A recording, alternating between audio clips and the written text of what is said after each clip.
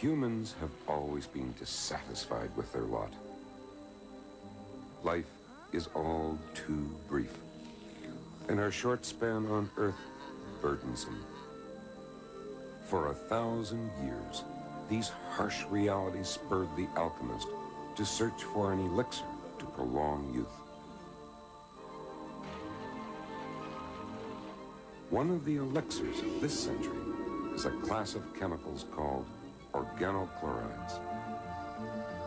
Beginning with World War II, the insecticide DDT was mass-produced, and it's estimated that 1 billion people were spared the ravages of malaria. Then followed the development of polychlorinated biphenyls, or PCBs.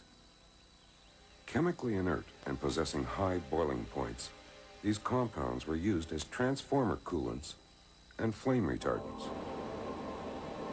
In 1961, Rachel Carson, in her book Silent Spring, blew the whistle on the indiscriminate use of pesticides.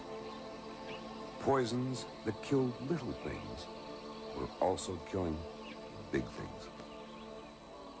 The very property built into the pesticides, namely long life, was permitting them to accumulate in the food chain.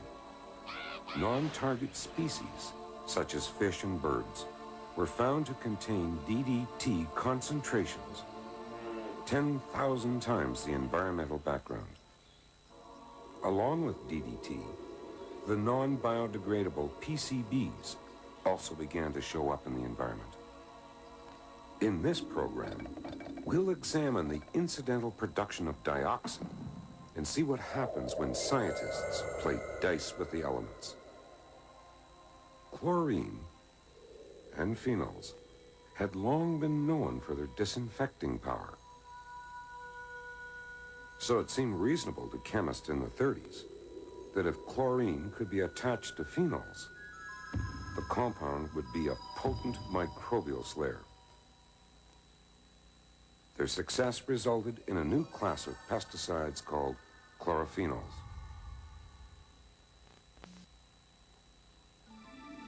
One commonly produced member of this class is 2,4,5-trichlorophenol, or TCP. It consists of a benzene ring substituted with a hydroxyl group in the number 1 position and chlorines at positions 2, 4, and 5. This compound is made in an autoclave containing methanol by reacting 1,2,4,5 tetrachlorobenzene with sodium hydroxide.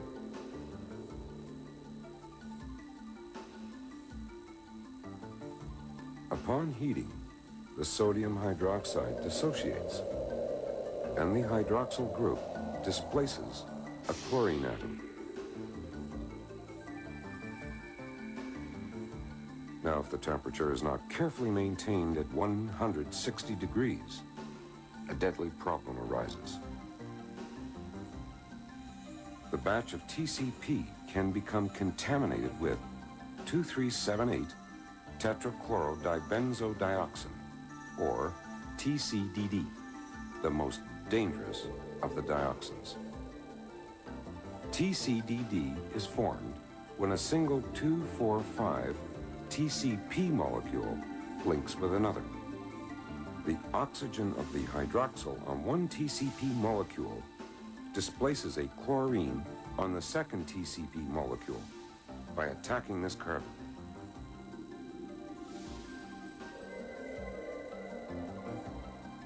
At the same time, a similar reaction occurs here, closing up the structure to form 2378 TCDD. This is the backbone for the family of 75 dioxins, all of which are very stable compounds.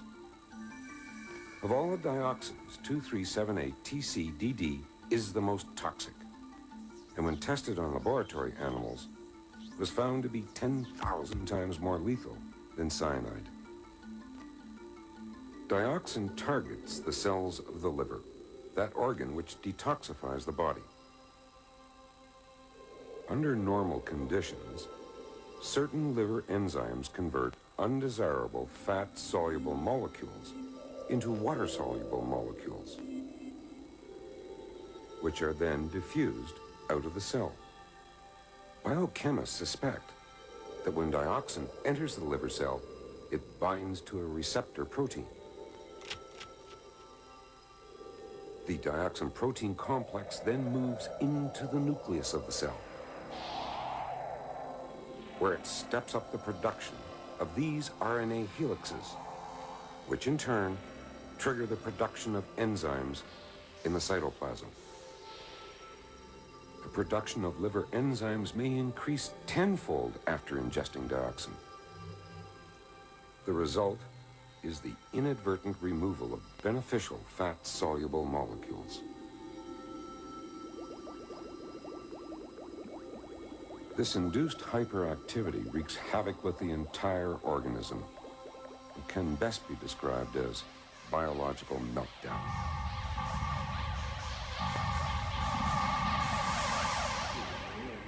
What then is an acceptable dioxin exposure level for humans?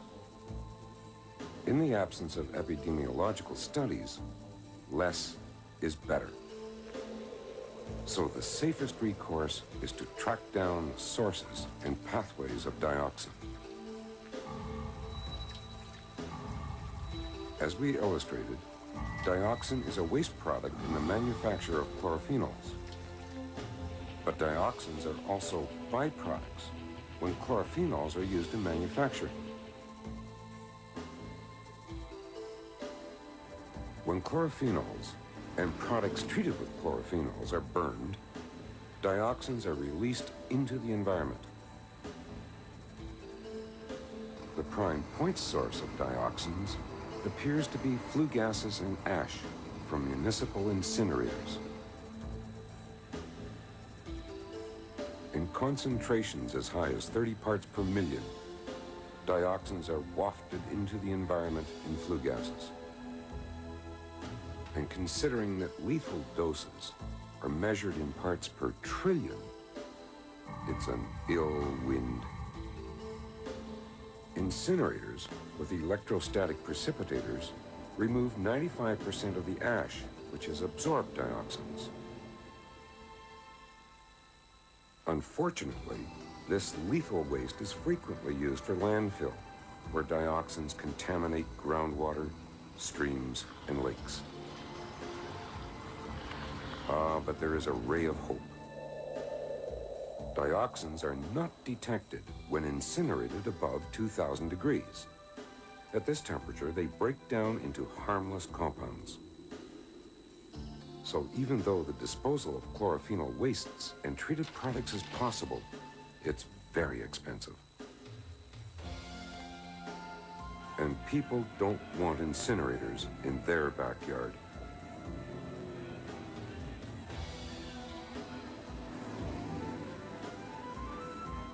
One thing is clear.